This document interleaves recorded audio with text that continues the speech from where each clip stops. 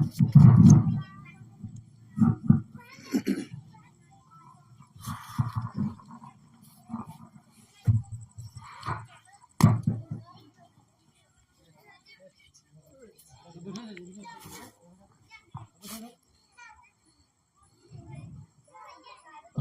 علیکم ورحمۃ اللہ وبرکاتہ۔ الحمد للہ رب العالمین، والصلاة والسلام علی سید الانبیاء والمرسلین وعلی آلہ وصحبہ اجمعین، اما بعد فأعوذ باللہ من الشیطان الرجیم، بسم اللہ الرحمن الرحیم۔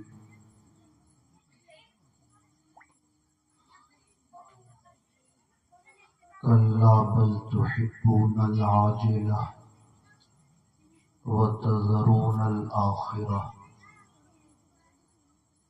آمنت باللہ صدق اللہ مولانا العظیم وصدق رسولہ النبی الامین الکریم۔ انتہائی احترام و عقیدت کے ساتھ اپنے آقا کے دربار گہربار میں درود و سلام کی نظر پیش کیجیے۔ اللہم صلی علی سیدنا و مولانا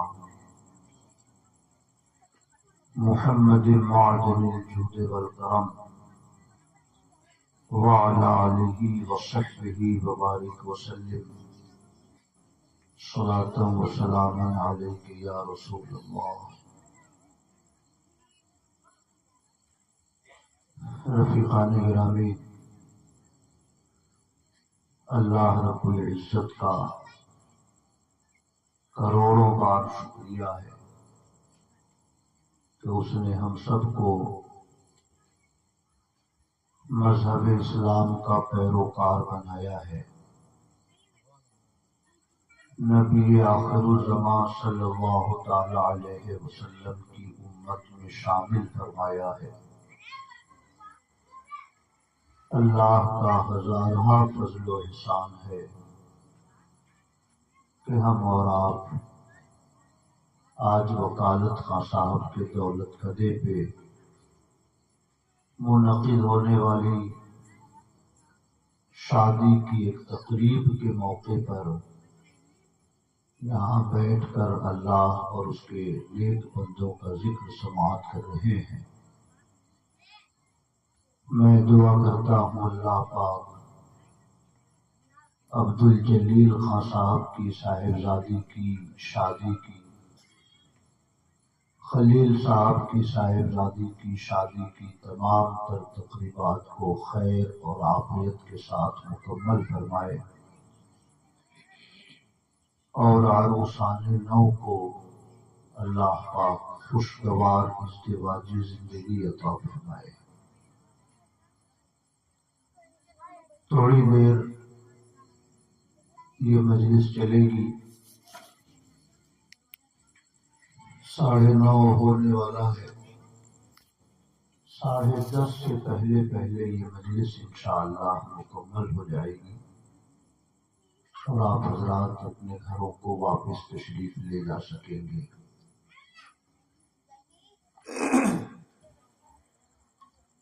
بڑی خوبصورت نعت شریف عزیز مکرم حضرت حافظ توحید صاحب نے ہم سب کو سنائی۔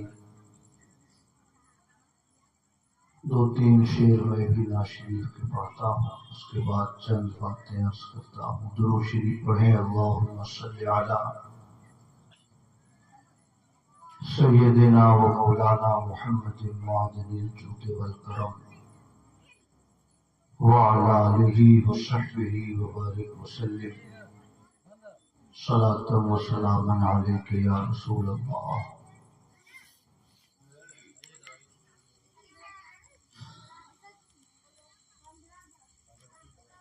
جتنا میرے خدا کو ہے میرا نبی عزیز، جتنا میرے خدا کو ہے میرا نبی عزیز، کونین میں کسی کو نہ ہوگا کوئی عزیز، کونین میں کسی کو نہ ہوگا کوئی عزیز، خاک مدینہ پر مجھے اللہ موت دے، خاک مدینہ پر مجھے اللہ موت دے، وہ مردہ دل ہے جس کو نہ ہو زندگی عزیز، وہ مردہ دل ہے جس کو نہ ہو زندگی عزیز، کیوں جائیں ہم کہیں کہ غنی تم نے کر دیا، کیوں جائیں ہم کہیں کہ غنی تم نے کر دیا، اب تو یہ گھر پسند یہ در یہ گلی عزیز، اب تو یہ گھر پسند یہ در یہ گلی عزیز، شان کرم کو اچھے برے سے غرض نہیں، شان کرم کو اچھے برے سے غرض نہیں، اس کو تو سب پسند ہے، اس کو سبھی عزیز، اس کو تو سب پسند ہے، اس کو تو سب عزیز، جتنا میرے خدا کو ہے میرا نبی عزیز، کونین میں کسی کو نہ ہوگا کوئی عزیز، اور آخری شعر سماعت فرمائے، کونین دیے ہیں تیرے اختیار میں، کونین دیے ہیں تیرے اختیار میں، اللہ کو ہے اللہ کو بھی کتنی ہے خاطر تیری عزیز، اللہ کو بھی کتنی ہے خاطر تیری عزیز، قرآن کھا رہا ہے اسی خاک کی قسم، قرآن کھا رہا ہے اسی خاک کی قسم، ہم کون ہیں خدا کو ہے تیری گلی عزیز، ہم کون ہے خدا کو ہے تیری گلی عزیز، طیبہ کے ہوتے خلد بری، کیا کروں حسن، طیبہ کے ہوتے خلد بری، کیا کروں حسن، مجھ کو یہی پسند ہے، مجھ کو یہی عزیز، مجھ کو یہی پسند ہے، مجھ کو یہی عزیز، کونین دے دیے ہیں تیرے اختیار میں، کونین دے دیے ہیں تیرے اختیار میں،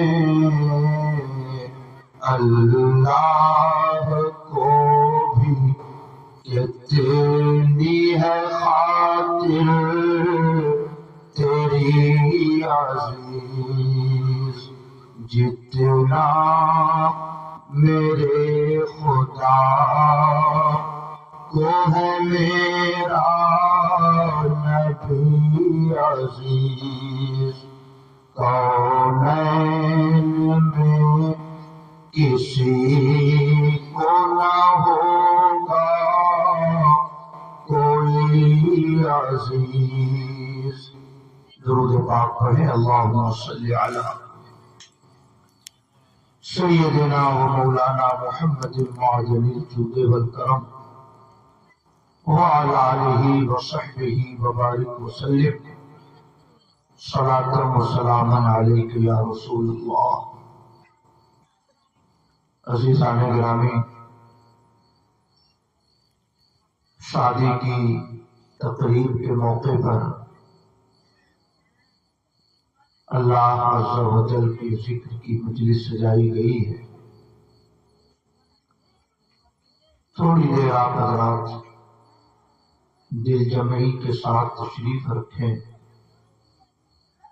دو چار باتیں عرض کر کے میں آپ کے درمیان سے انشاءاللہ رخصت ہو جاؤں گا۔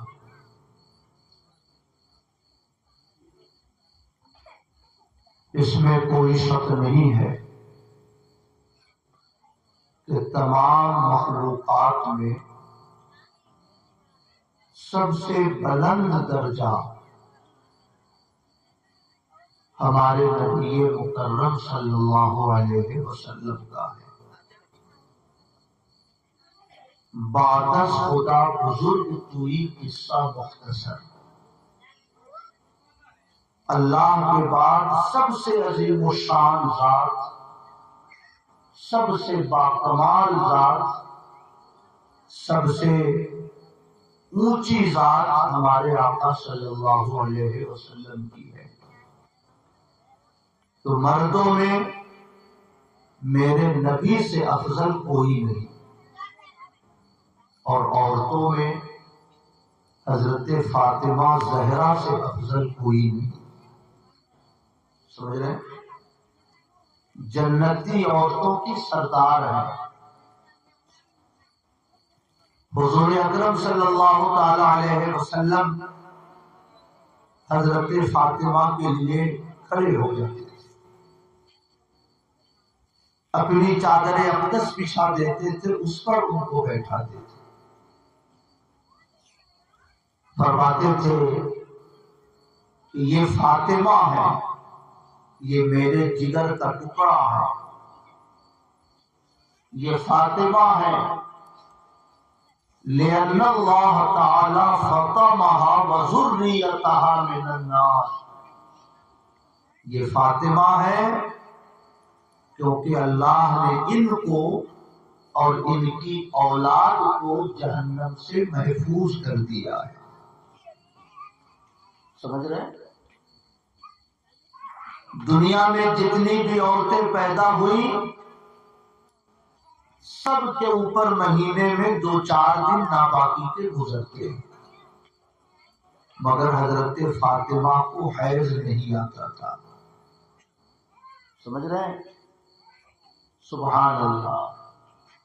میرے آقا فرماتے تھے فاطمہ تو حوراء من حور الجنہ، فاطمہ یہ جنت کی حوروں میں سے ایک حور ہے.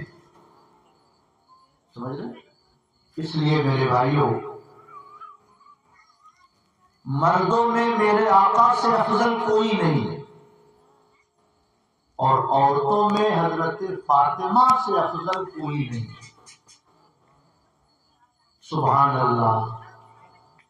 مگر میرے آقا نے اپنی صاحبزادی کا نکاح اس انداز میں کیا، یعنی دنیا کے افضل ترین انسان نے دنیا کی افضل ترین عورت کی شادی کیسے کی، اس طریقے کو اور اس شادی کی چند باتوں کو پیش نظر رکھیں تو ہم لوگوں کو بھی روشنی ملے گی کہ ہم کو بھی اپنی اولاد کی شادی کس انداز میں کرنا چاہیے.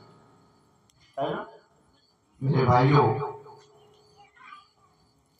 حضرت فاطمہ کا رشتہ ہمارے آقا نے حضرت علی مرتضیٰ سے طے کر دیا.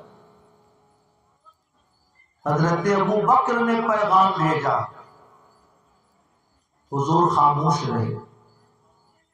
حضرت عمر نے نکاح کا پیغام بھیجا، حضور خاموش رہے. کیوں پیغام بھیجا؟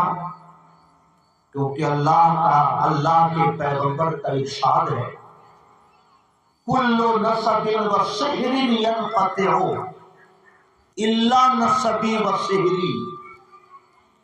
قیامت کے دن ہر خاندانی رشتہ ختم ہو جائے گا. قیامت کے دن کوئی سسرالی رشتہ کام نہ آئے گا سوائے میرے خاندانی رشتے کے اور سوائے میرے سسرالی رشتے کے. قیامت کے دن صرف میرا رشتہ کام ہے، باقی کسی بھی انسان کا نہ خاندانی رشتہ کام آئے گا نہ سسرالی رشتہ کام آئے گا. اس لیے حضرت ابو بکر کی خواہش تھی کہ حضور سے میرا رشتہ جڑ جائے تاکہ قیامت کے دن حضور کے سایہ کرم کے تلے میرا بھی حشر ہو جائے. حضرت عمر کی خواہش تھی کہ حضور کی صاحبزادی سے میرا رشتہ ہو جائے تاکہ قیامت کے دن حضور کے دامان شفاعت کے نیچے مجھے بھی تھوڑی جگہ مل جائے. مگر حضور خاموش رہے. میرے آقا نے حضرت علی کو بلوایا. علی کہاں ہے؟ حضرت علی آئے. فرمایا تمہارے پاس مہر کے لیے کچھ سامان ہے؟ انہوں نے عرض کیا حضور کچھ نہیں ہے میرے پاس سوائے لوہے کی ایک ڈھال کی جس سے میں لڑائیوں میں لڑتا ہوں، مخالفین کی تلواروں کو اسی پہ روکتا ہوں. لوہے کی ایک ڈھال میرے پاس ہے. اور کوئی ساز و سامان میرے پاس نہیں۔ سبحان اللہ۔ آج رشتہ کرنے والا سب سے پہلے یہ دیکھتا ہے کہ بچہ سروس میں ہے یا نہیں، بچہ کسی کاروبار سے جڑا ہے یا نہیں، بچے کے پاس لمبی زمین و جائیداد ہے کہ نہیں۔ سب سے پہلے ہم اور آپ یہ دیکھتے ہیں کہ بچہ برسر روزگار ہو، تب جا کر ہم رشتے کی گفتگو آگے بڑھاتے ہیں۔ میرے بھائیوں، میرے آقا نے فرمایا شادیاں کرو مالدار ہو جاؤ گے، مگر ہمارا اور آپ کا فارمولہ ہے کہ مالدار ہو جاؤ تب شادیاں کریں۔ ایسی کھوپڑی الٹ گئی مسلمانوں کی۔ آقا نے فرمایا حج کرو غنی ہو جاؤ گے، روزہ رکھو تندرست ہو جاؤ گے، روزہ رکھو تندرست ہو جاؤ گے، حج کرو مالدار ہو جاؤ گے، شادیاں کرو دولت مند ہو جاؤ گے۔ شادی کی برکت سے جب دو تقدیریں جڑتی ہیں تو رزق کے دروازے کشادہ ہوتے ہیں۔ شادی کی برکت سے مالداری ملتی ہے، مگر ہم اور آپ یہ سمجھتے ہیں کہ پہلے اولاد، پہلے ہونے والا میرا داماد مالدار ہو جائے تب جا کر ہم رشتہ لے کر اس کے گھر جائیں گے۔ سمجھ رہے میرے بھائیوں، دنیا کے عظیم ترین انسان نے دنیا کی افضل ترین بیٹی کی شادی ایک ایسے انسان سے طے کر دی جن کے پاس لوہے کی ایک ڈھال کے سوا کچھ نہیں تھا۔ سمجھ میں آ رہی ہے بات؟ کیا سمجھ میں آیا؟ بچہ اگر صالح ہو، بچہ اگر دیندار ہو، بچہ اگر با اخلاق ہو، بچہ اگر نمازی ہو، بچہ اگر مذہب اسلام کے راستے پر چلنے والا ہو تو بیٹیوں کا رشتہ کر دینا چاہیے۔ ہمیں یہ نہیں دیکھنا چاہیے کہ یہ کسی ملازمت سے وابستہ ہے یا نہیں ہے، کیونکہ اللہ کے پیغمبر کا وعدہ ہے شادیاں کر دو، شادیوں کی برکت سے اللہ رزق کے دروازوں کو کشادہ کر دے۔ چلیے سبحان اللہ۔ میرے بھائیوں، آپ نے 1,00,000 روپے کمانے والے لڑکے سے شادی کر دی، 2 دنوں کے بعد اسے کورونا ہو گیا، مر گیا، کیا کریں گے آپ؟ بولیے۔ آپ نے پوری کوشش کر کے پورے شہر کا جو سب سے اعلیٰ ملازمت وابستہ انسان تھا، آپ نے اس سے رشتہ کیا، تیسرے دن اسے کوئی لا علاج بیماری ہو گئی، ہفتہ 10 روز میں دنیا سے چلا گیا، آپ کیا کریں گے اس رشتے کا؟ اس لیے ہر کام اپنے ہاتھ میں نہ لو۔ قدرت نے رزق کا ذمہ اپنے ذمہ کرم پر لیا ہے، تم یہ دیکھو کہ یہ مومن ہے یا نہیں، یہ دیکھو یہ شرابی تو نہیں ہے، یہ دیکھو یہ جوا میں شب و روز تو نہیں گزارتا ہے، یہ دیکھو یہ بدکردار تو نہیں ہے، یہ دیکھنا تمہارے ذمے میں ہے۔ یہ نہ دیکھو کہ لاکھ کماتا ہے کہ 50، یہ اللہ نے تمہارے ذمے نہیں ڈالا ہے۔ کون ترقی یافتہ ہوگا، جس کے گھر میں دولت کی بارش ہوگی، یہ فیصلہ خدا فرماتا ہے، یہ طے کرنے کا کام اللہ نے اپنے بندوں کو نہیں دیا۔ کہیے سبحان اللہ۔ حضرت علی سے فرمایا کچھ ہے مہر دینے کے لیے؟ عرض کیا حضور کچھ نہیں ہے میرے پاس، صرف لوہے کی ایک ڈھال ہے، ایک تلوار ہے۔ فرمایا جاؤ لوہے کی ڈھال بیچ دو اور اس سے جو درہم ملے لے کر آؤ۔ لوہے کی ڈھال، جنگ جو قوم تھی عرب کی، ہر گھر میں 2-4-10 تلواریں، ہر گھر میں 2-4-10 ڈھالیں ہوتی تھی، نیزہ کمان وہاں کے کلچر میں شامل تھا۔ ایک لوہے کی ڈھال کا کتنا کام، کتنا دام، چند درہم میں بکی، لا کے حضور کی خدمت میں پیش کر دیا۔ حضور نے فرمایا اس سے یہ سامان خرید لو، اس سے تھوڑا سا یہ خرید لو، تھوڑا سا کھجور لے آؤ۔ وہ لے کر آئے۔ میرے آقا صلی اللہ علیہ وسلم نے نکاح کا خطبہ پڑھا اور چند صحابہ کی موجودگی میں دنیا کی افضل ترین خاتون کا نکاح حضرت علی مرتضیٰ سے میرے آقا نے فرما دیا۔ شام ہوئی، چند عورتوں نے حضرت فاطمہ کو ساتھ میں لے جا کر حضرت علی مرتضیٰ کے گھر حضرت فاطمہ کو پہنچا دیا۔ سمجھ رہے ہیں؟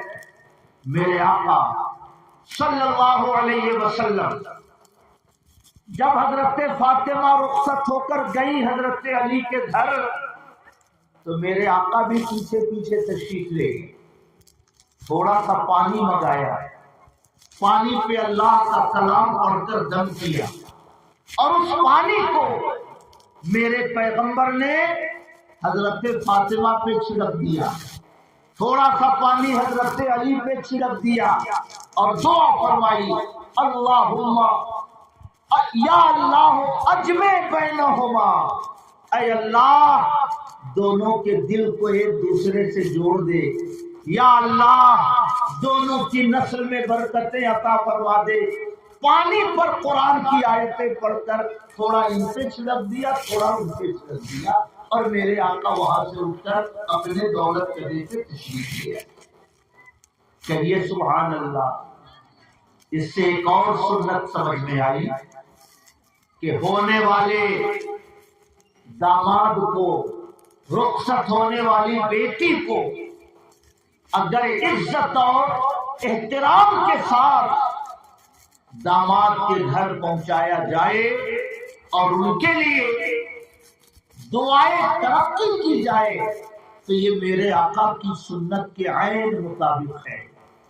اس موقع پر کس بات کا ذکر بھی شاید مناسب ہو کہ جب کوئی دلہن گھر میں آئے تو ہمارے بزرگوں نے لکھا ہے کہ دلہن کے گھر میں قدم رکھنے سے پہلے کسی چھوٹی بچی کو برتن میں پانی لے کر بھیجی اور اس بچے سے کہیے کہ اس دلہن کے دونوں پاؤں کو اس پانی سے دھو دو۔ وہ دلہن اپنا پاؤں اس برتن میں ڈال دے گی، پاؤں نکال لے گی اور بزرگوں نے فرمایا ہے کہ اس آنے والی دلہن کے پاؤں کے دھون کو اپنے مکان کے چاروں کونوں میں یا جس کمرے میں اسے رہنا ہے اس کمرے کی چاروں دیواروں پر چھڑک دے۔ اس سے اس گھر میں اللہ کی رحمتوں کا نزول ہوتا ہے۔ کہیے سبحان اللہ۔ مگر پاس پڑوس کے لوگوں کو دیکھ کر ہم لوگ کیا کرتے ہیں؟ دیہاتوں میں کہیں کہیں ہم نے دیکھا ہے، ہو سکتا ہے گردی میں یہ رسم ہو کہ نہ ہو، کیونکہ یہاں ایسے کسی موقع پر مجھے رہنے کا اتفاق نہیں ہوا۔ بہار جھارکھنڈ میں کہیں کہیں ہم نے دیکھا ہے کہ دلہن جب گھر میں آنے والی ہوتی ہے تو نوشا صاحب کی بہنیں راستہ روک کر کھڑی ہو جاتی ہیں، سونے کا چین مجھے دیجئے تو سونے کی انگوٹھی مجھے دیجئے تو مجھے کولر دیجئے، کچھ نہ کچھ تحفے کی فرمائش کرتی ہے۔ اور جب ہونے والا نوشاہ کچھ تحفہ دیتا ہے یا کم سے کم دینے کا وعدہ کرتا ہے تب جا کر اس دلہن کو گھر میں قدم رکھنے کی اجازت دی جاتی ہے۔ ایسا کہیں کہیں ہوتا ہے۔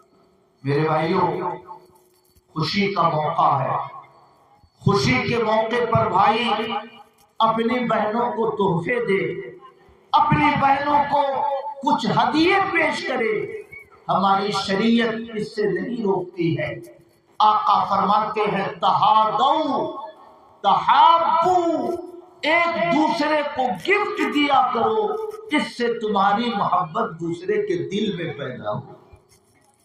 کہیے سبحان اللہ، اور محبت سے کہیے سبحان اللہ۔ تحفے دیا کرو، کچھ نہ کچھ تحفوں کا لین دین کیا کرو، اس سے محبت پیدا ہوگی، اس لیے اگر شادی کی خوشی کے موقع پر بھائی اپنی بہن کو تحفے دے، انگوٹھی دے، پیسے دے، زیور دے، ان کی ضرورت کی کوئی چیز دے تو شریعت اس سے منع نہیں کرتی ہے، مگر طریقہ محبت کا ہونا چاہیے۔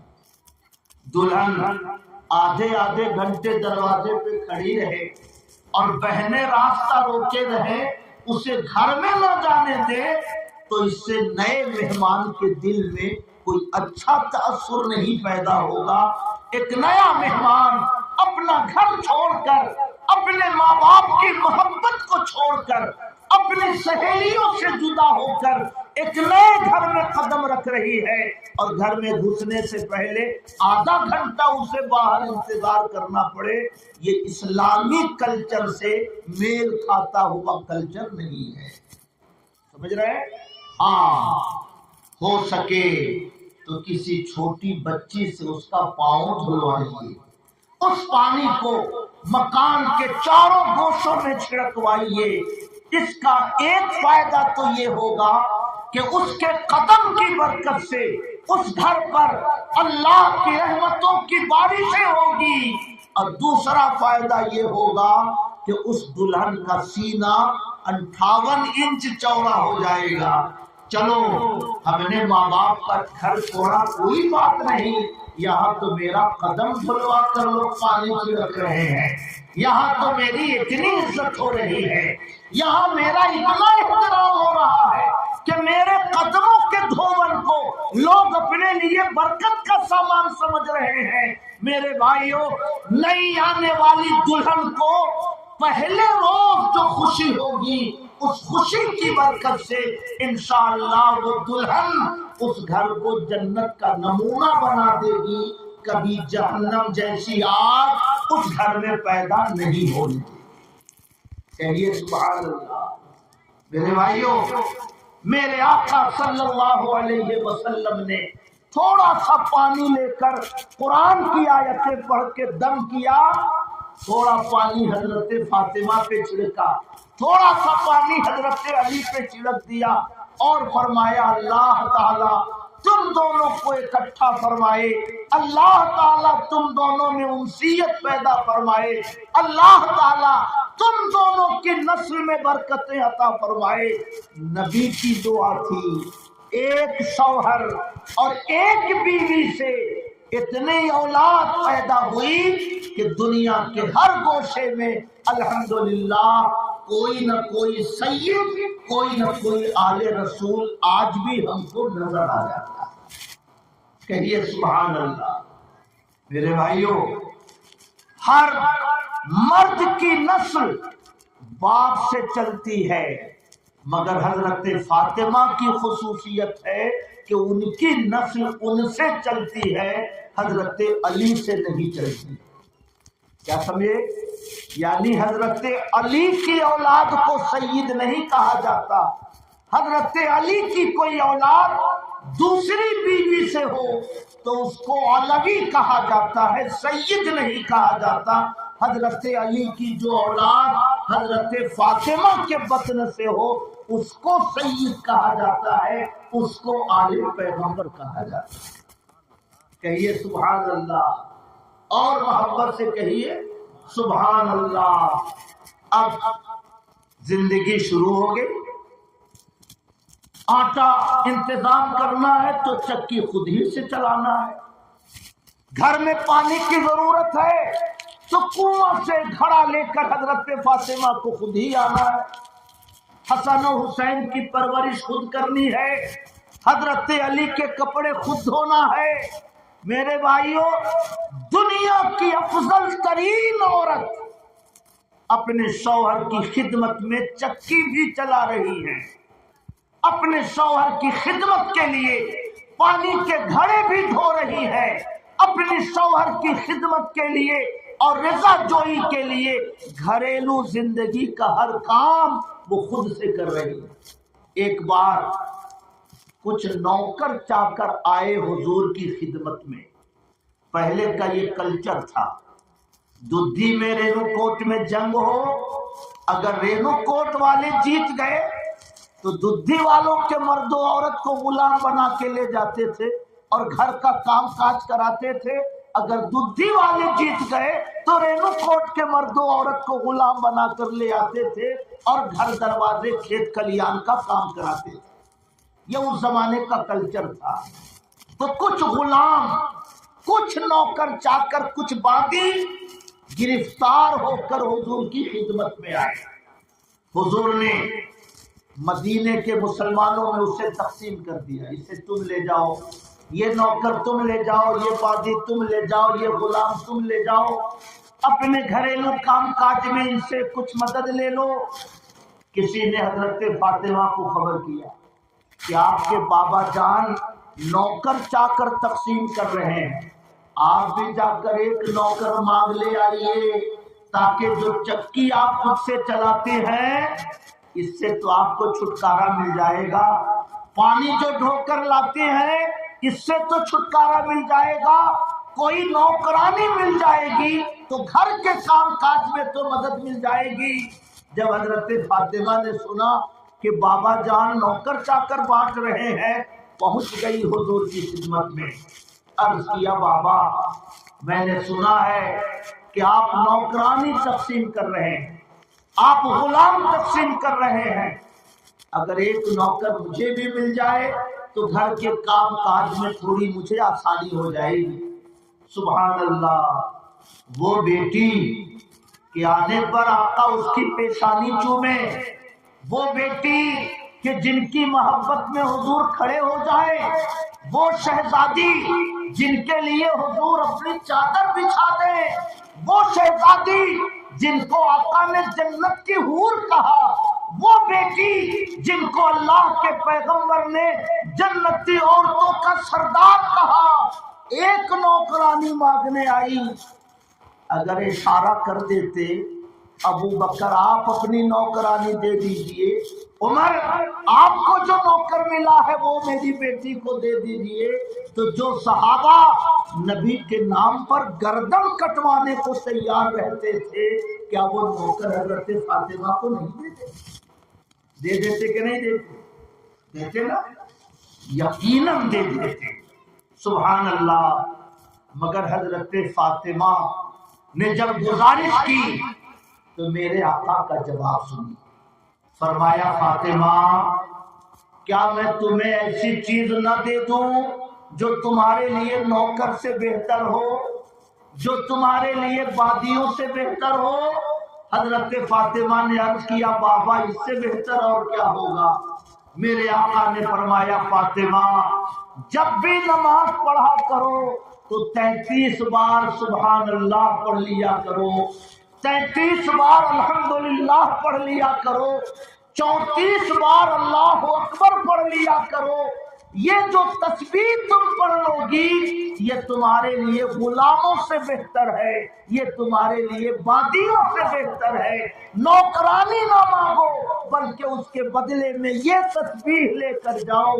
جب بھی نمازیں مکمل کرو تو اس کے بعد یہ تسبیح ضرور پڑھی ہو. کہیے سبحان اللہ. ہماری اور آپ کی بیٹی ہوتی تو کہتی کہ بابا بہانہ مت بنائیں، میں نوکرانی لینے آئی ہوں، نوکرانی دیجیے. مگر وہ خاتون جنت کی سردار تھی، اپنے بابا کا یہ تحفہ لے کر ہنسی خوشی اپنے گھر چلی گئی اور اسی دن سے پڑھنا شروع کیا. میرے بھائیوں اس کو تسبیح فاطمی کہتے ہیں، جو تسبیح میرے آقا نے اپنی شہزادی کو سکھایا. ہر نماز کے بعد 33 بار سبحان اللہ، 33 بار الحمدللہ، 33 بار اللہ اکبر، 34 بار اللہ اکبر پڑھ لینا. کسی کو تسبیح فاطمی کہتے ہیں.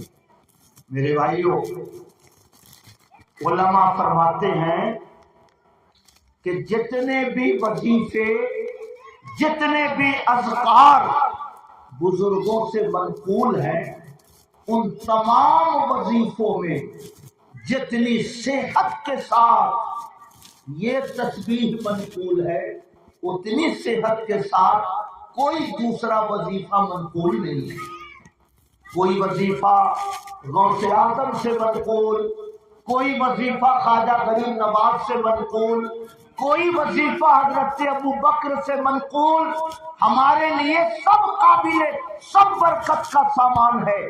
کسی بھی ولی کا کوئی معمول ہو، ہم اس پر پابندی کرتے ہیں تو اس کی برکت ہم کو ملتی ہے، اس سے انکار نہیں۔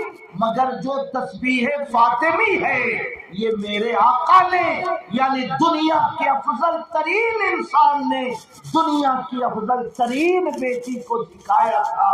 حضرت علی فرماتے ہیں کہ جب سے میرے آقا نے یہ تسبیح حضرت فاطمہ کو سکھائی، اس کے بعد سے میں نے زندگی میں کبھی یہ تسبیح نہیں چھوڑی، یہاں تک کہ میدان جنگ میں جب گردنیں کٹ رہی ہوتی تھی، ہاتھ جدا ہو رہے ہوتے تھے، وہاں پر بھی میں نے نماز پڑھی ہے تو اس کے بعد اس تسبیح کا ورد ضرور کیا۔ کہیے سبحان اللہ۔ اس سے دو بات سمجھ میں آتی ہے۔ پہلی بات یہ سمجھ میں آتی ہے کہ بیٹی اگر الٹی سیدھی فرمائش کرے تو اسے آخرت کی نعمتوں کی یاد دلا کر اس کو مطمئن کرنا چاہیے، اس کی ہر خواہش کو پوری کرنے کے لیے جائز ناجائز راستہ نہیں اپنانا چاہیے۔ سمجھ میں آ رہی ہے بات؟ بیٹی کی ہر خواہش پوری کرنا یہ کوئی ضروری نہیں ہے۔ پہلی بات یہ سمجھ میں آئی۔ دوسری بات یہ سمجھ میں آئی کہ بیٹی اگر دنیا کی دولت مانگے تو اسے آخرت کی دولت کا سبق دے دو۔ کہے بہت غربت ہے، کہیے کہ سورہ یاسین روزانہ پڑھا کرو۔ کہے کہ بہت تنگ دستی ہے، اس سے کہیے کہ مغرب کے بعد سورہ واقعہ پڑھا کرو۔ اس سے کہیے بیمار رہتی ہوں، اس کو وہ کہے بیمار رہتی ہوں، اس سے کہیے آیت الکرسی پڑھ کے اپنے اوپر دم کر لیا کرو۔ داماد سے ناراض نہیں ہونا چاہیے کہ میری بیٹی کو پنکھا نہیں دیتا، میری بیٹی کو یہ کولر نہیں دیتا، میری بیٹی کی فرمائشیں نہیں پوری کرتا۔ بیٹی جب بھی دنیا کی کوئی دولت مانگے تو اسے آخرت کی نعمتیں سکھانا چاہیے، کیونکہ دنیا والا پنکھا تو ختم ہو جائے گا مگر تسبیح پڑھنے سے جنت میں کھجور کے جو درخت لگیں گے وہ ہزاروں ہزار سال تک ہماری اولاد کے لیے برکت اور نیکیوں کا سامان بنتے ہوئے ہے۔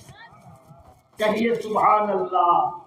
اور تیسری بات یہ سمجھ میں آئی کہ اگر آدمی چکی پیس رہا ہو اور سبحان اللہ پڑھ رہا ہو، کمپنی میں ڈیوٹی دے رہا ہو اور الحمدللہ پڑھ رہا ہو، تو اس تسبیح کی برکت سے وہ تھکے گا نہیں، اس کا جسم نڈھال نہیں ہوگا۔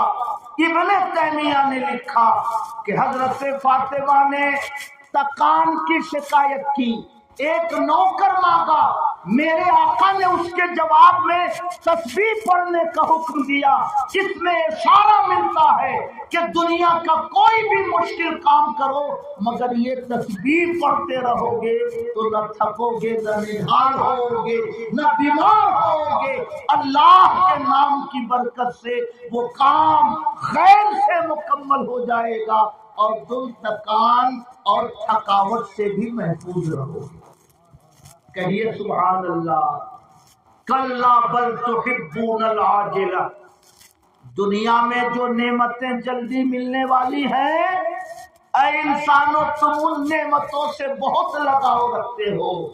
وتذرون الآخرہ، اور آخرت میں جو نعمتیں ملنے والی ہیں اس میں تم کوئی دلچسپی نہیں رکھتے ہو۔ یاد رکھو دنیا کی نعمت مٹ جائے گی مگر آخرت کی جو نعمت ہے وہ نہ مٹے گی نہ گھٹے گی، کروڑوں کروڑ سال تک وہ نعمت تمہیں آخرت میں ملتی رہے گی اور اس کے سائے میں تمہاری زندگی کا اخروی سفر جاری اور ساری رہے گا۔ کہیے سبحان اللہ۔ اس لیے بیٹیوں کو جب گھر سے رخصت کرو تو دو باتیں ضرور انہیں سمجھاؤ۔ پہلی بات یہ سمجھاؤ، بیٹا اللہ نے ہمیں پیدا کیا، اس لیے سب سے پہلے خدا کی عبادت ہم پر فرض ہے، اس لیے نماز وقت پہ پڑھنا، رمضان کا مہینہ آئے تو روزہ رکھنا، بیٹا اگر اللہ خوشحال بنا دے تو زکوٰۃ دینا، زیور کی بھی زکوٰۃ نکالنا۔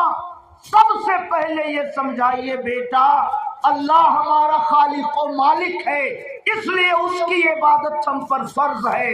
اللہ کے بعد اگر کسی کی تعظیم تمہارے اوپر لازم ہے تو وہ تمہارے شوہر کی تعظیم و توقیر ہے۔ سمجھ رہے ہیں میرے بھائیوں؟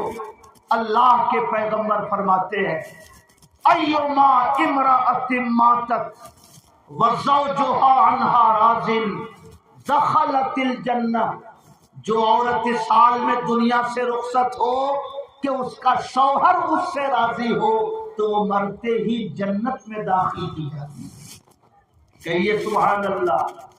بیٹیوں کو یہ نہ سمجھاؤ کہ شوہر پہ حاوی ہو کے رہنا ہے، شوہر کو اپنے قبضے میں رکھنا، شوہر کو ماں کی طرف مت ڈھلنے دینا، شوہر کو بہنوں کے گھر زیادہ مت آنے جانے دینا۔ یہ نہ سمجھاؤ اپنی بیٹیوں کو، یہ سمجھاؤ بیٹا خدا کے بعد سب سے بڑا حق تمہارے اوپر تمہارے شوہر کا ہے۔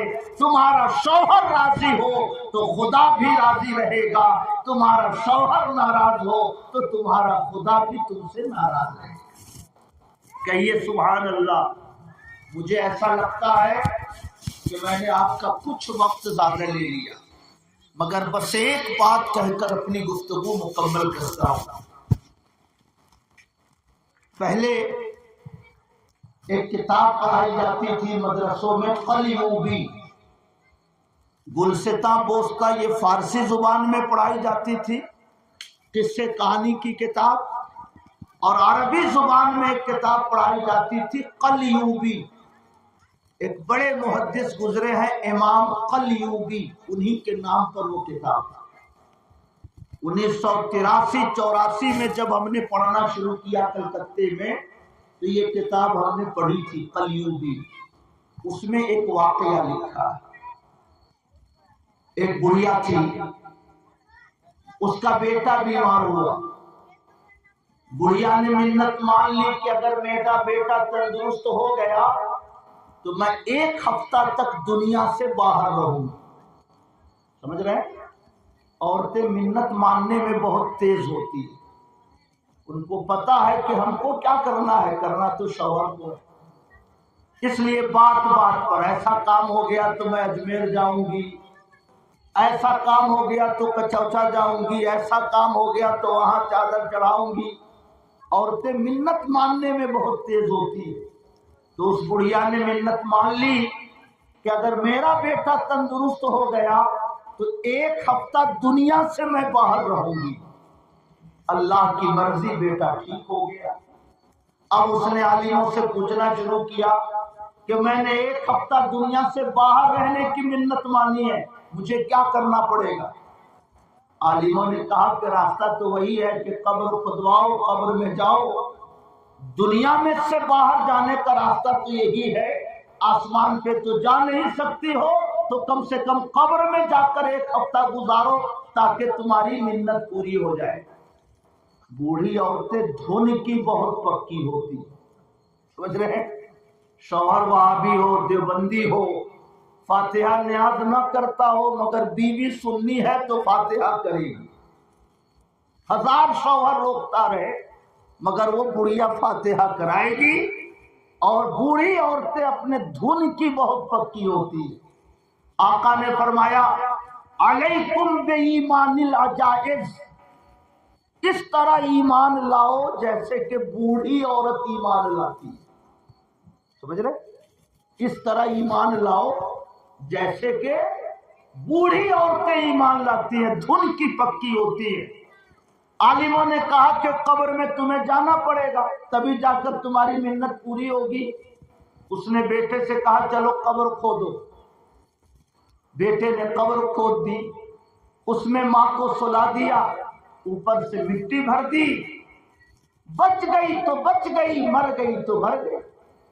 مگر بڑھیا کو اس کی پرواہ نہیں تھی، منت تھی اس کو پوری کرنی تھی۔ سبحان اللہ۔ اللہ تعالی کبھی کبھی آخرت کے معاملات کا مشاہدہ اپنے بندوں کو کراتا ہے تاکہ بندوں کو آخرت کا یقین ہو۔ جیسے ہی بیٹا دفن کر کے ہٹا، وہ بڑھیا کہتی ہے کہ میں نے قبر کی دیوار سے ایک کھڑکی کھلی ہوئی دیکھی، جب میں نے جھانکا دوسری طرف تو مجھے ایک باغ نظر آیا، اس میں بہت سارے مرد و عورت بیٹھے ہوئے تھے۔ جب میں نے کھڑکی سے جھانکا تو دوسری طرف کی عورتوں نے کہا بہن ادھر آؤ، تو میں اسی کھڑکی سے نکل کر دوسری طرف گئی تو بہت سارے مرد و عورت اس پارک میں بیٹھے ہوئے ہیں۔ یہ عالم برزخ کا واقعہ ہے جو اللہ نے اس بوڑھی عورت کو مشاہدہ کروایا تاکہ وہ دنیا والوں کے لیے عبرت بن سکے، سبق بن سکے۔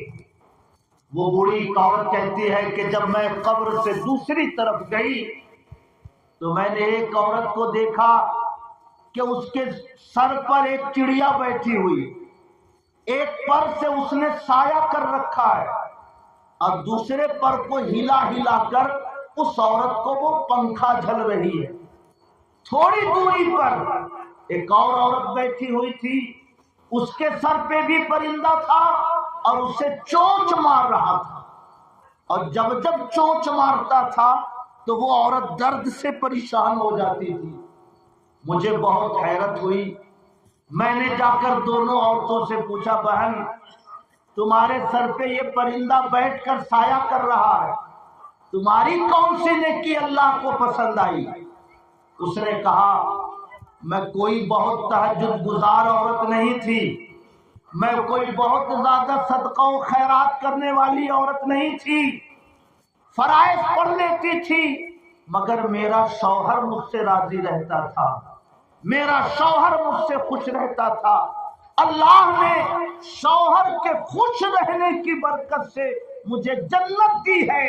یہ پرندہ میرے اوپر مقرر فرمایا ہے جو ایک پر سے سایہ کیے ہوئے رہتا ہے اور دوسرے پر سے مجھے ہوا پہنچاتا رہتا ہے، مجھے پنکھا جلتا رہتا ہے۔ سمجھ رہے؟ وہ بوڑھی عورت دوسرے کی طرف گئی، کہا بہن یہ پرندہ تمہارے سر کے اوپر چونچ کیوں مار رہا ہے؟ اس عورت نے کہا بہن میں نوافل بھی پڑھتی تھی، تہجد بھی پڑھتی تھی، قرآن کی تلاوت بھی کرتی تھی، مگر میرا شوہر شرابی تھا، جب شراب کے نشے میں دھت ہو کر آتا میں اسے ڈانٹتی تھی، میں اسے منع کرتی تھی، میں اسے مارتی تھی تاکہ یہ شراب پینے سے باز آ جائے۔ میں تمام نیکیاں کرتی تھی مگر شراب سے روکنے کی وجہ سے میرا شوہر مجھ سے ناراض رہتا تھا۔ یہ نیک کام کرنے کی برکت ہے کہ اللہ نے مجھے جنت دی ہے، مگر شوہر کے ناراض ہونے کا نقصان ہے کہ یہ پرندہ میرے سر کے اوپر بیٹھ کر مجھے چونچ مارتا رہتا ہے اور اس کی چونچ سے مجھے تکلیف ہوتی رہتی ہے۔ بہن جب دنیا میں واپس جانا تو فلاں علاقے میں میرا شوہر رہتا ہے، اس سے جا کر میرے گناہوں کی معافی مانگنا، شوہر اگر راضی ہو جائے گا تو اللہ تعالیٰ یہ مختصر سا عذاب جو میرے اوپر مسلط ہے وہ اپنے کرم سے دور فرما دے۔ کہیے سبحان اللہ۔ اتنی بات چیت ہوتے ہوتے ایک ہفتہ پورا ہو گیا، سمجھ رہے میرے بھائیو؟ آخرت کا ایک دن یہ دنیا کے 1000 دن 1000 سال کے برابر ہوتا ہے۔ ان یومن عند ربک کالف سنۃ مما تعدون۔ آخرت کا ایک دن یہ دنیا کے 1000 سال کے برابر ہوتا ہے۔ 1400 سال بیت گئے مگر 14 دن بیتے ہیں۔ حضور نے فرمایا تھا قیامت قریب، ہم کو دیکھنے میں لگتا ہے کہ 1400 سال گزر گئے مگر قیامت نہیں آئی۔ اصل میں آخرت کا ایک دن دنیا کے 1000 سال کے برابر ہے، تو 1400 سال بیتے اس کا مطلب ہے کہ ابھی تو 14 ہی دن گزرا۔ سمجھ میں آ رہی ہے بات؟ اس لیے اتنی بات چیت ہوتے ہوتے 1 ہفتہ گزر گیا۔ بیٹا قبر پہ آ کر اس نے کھودنا شروع کیا۔ بوڑھی کو آواز محسوس ہو گئی کہ میرا بیٹا آ گیا ہے، قبر میں آ گئی اور اس کا بیٹا قبر سے نکال کر پھر اپنے گھر واپس لے گیا۔ علامہ قلیوبی رحمت اللہ علیہ فرماتے ہیں کہ اس بڑھیا نے اس عورت کے شوہر سے ملاقات کیا اور سارا ماجرا سنایا۔ اس شوہر نے اپنی بیوی کو معاف کیا۔ اگلے دن بڑھیا نے خواب میں دیکھا کہ وہ عورت کہہ رہی ہے بہن تمہارا شکریہ، تم نے میرے شوہر کو راضی کر لیا جس کی برکت سے اللہ نے مجھے آخرت کے عذاب سے محفوظ فرما دیا۔ کہیے سبحان اللہ۔ اس لیے بیٹی کو رخصت کرتے وقت یہ نصیحت نہ کرنا کہ شوہر کو قبضے میں رکھنا، شوہر کو ماں باپ کی طرف مت جانے دینا۔ بیٹی کو یہ نصیحت کرنا بیٹا اللہ کو راضی رکھنا، جب خالق راضی رہے گا تو خالق کے بندے بھی تم سے ضرور راضی رہیں گے۔ کہیے سبحان اللہ۔ خدا کی عبادت کرنا اور خدا کی عبادت کے بعد سب سے بڑا حق جو تمہارے اوپر ہے وہ تمہارے شوہر کا ہے۔ شوہر کو راضی رکھنا، شوہر راضی رہے گا تو تمہاری دنیا بھی اچھی ہوگی، اور اگر شوہر کے راضی رہتے ہوئے تمہیں موت بھی آ گئی تو اللہ کے پیغمبر فرماتے ہیں ایما امرأۃ ماتت وزوجها عنها راض دخلت الجنہ۔ جس عورت کی موت اس حالت میں ہوتی ہے کہ اس کا شوہر اس سے راضی ہو تو وہ مرتے ہی جنت میں داخل کر دی جائے۔ کہیے سبحان اللہ۔ میں دعا کرتا ہوں اللہ پاک ہم سب کو اسلام کے راستے پہ چلنے کی توفیق عطا فرمائے، مسلمانوں کو ہمارے پیغمبر کی سیرت طیبہ کی پیروی کی توفیق اللہ عطا فرمائے۔ یہ ہلدی والا پوسٹر لگا ہے، تھوڑی دیر کے بعد ہلدی کی رسم شروع ہوگی۔ بچے، بیٹیاں، بیٹے سب پیلے پیلے ڈریس میں یہاں نظر آئیں گے، سب کا فوٹو کھینچا جائے گا، اسٹیٹس پہ ڈالا جائے گا۔ یہ ہلدی کی رسم ہے، سمجھ رہے ہیں میرے بھائیوں؟ ہلدی لگانا جائز ہے تاکہ جسم سے پسینے کی بدبو دور ہو سکے، چہرے کی جلد پر نکھار پیدا ہو سکے۔ ہلدی لگانے سے جسم میں نکھار پیدا ہوتی ہے، اس لیے ہلدی لگانے میں کوئی حرج نہیں، مگر ہلدی کا فوٹو کھینچ کر اسٹیٹس پہ لگانا اور 100 لوگوں کے پاس آپ کا نمبر ہے، 100 لوگوں تک اپنی بہن بیٹیوں کا فوٹو بھیجنا، یہ حرام ہے، یہ حرام ہے، یہ حرام ہے۔ اس لیے مسلمانوں ہلدی لگاؤ مگر ہلدی کا فوٹو اسٹیٹس پہ نہ ڈالو۔ مسلمان جب تک مسلمان رہتا ہے اللہ کی بارگاہ میں اس کی شان اور اس کی عزت بہت بڑھی ہوئی رہتی۔ کہیے سبحان اللہ۔